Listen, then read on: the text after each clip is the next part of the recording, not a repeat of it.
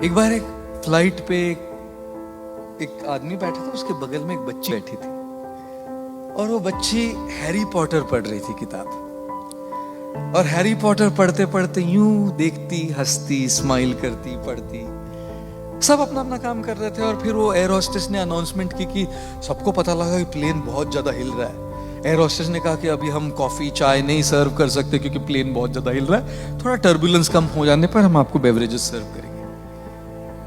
सबको पता लगा कि ये केवल टर्बुलेंस नहीं, कुछ तो गड़बड़ है हवाई जहाज में। इतनी जोर से हिल रहा है, नीचे गिर रहा है जोर जोर से आसमान में। डर गए सब, चीख रहे थे, चिल्ला रहे थे, रो रहे थे। और पायलट ने अनाउंस किया कि इमरजेंसी लैंडिंग होगी।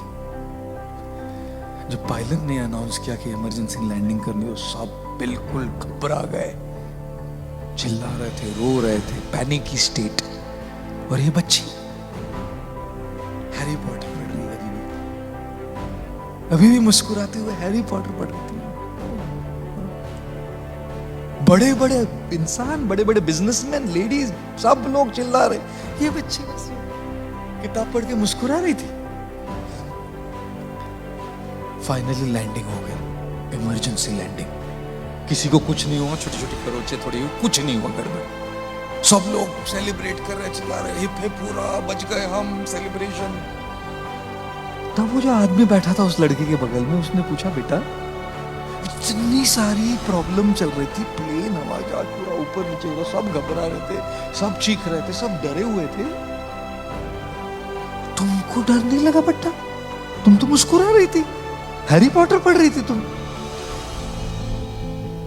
लड़की ने कहा, नहीं नहीं अंकल, मुझे बिल्कुल डर नहीं लगा, बिल्कुल घबराहट नहीं हुई। बोला कैसे? तो बच्ची ने कहा, क्योंकि इस हवाई जहाज, इस फ्लाइट के पायलट मेरे पापा है। और जब हवाई जहाज के पायलट पापा है तो मैं क्यों चिंता करूं लैंडिंग की? बाकी सबकी बात तो दूर, मेरे पापा को सबसे इंपॉर्टेंट चीज ये लगे किसी भी हालत में मेरी बेटी को सही तरीके से लैंडिंग कर। जब पापा उधर है तो मैं क्यों चिंता करूं?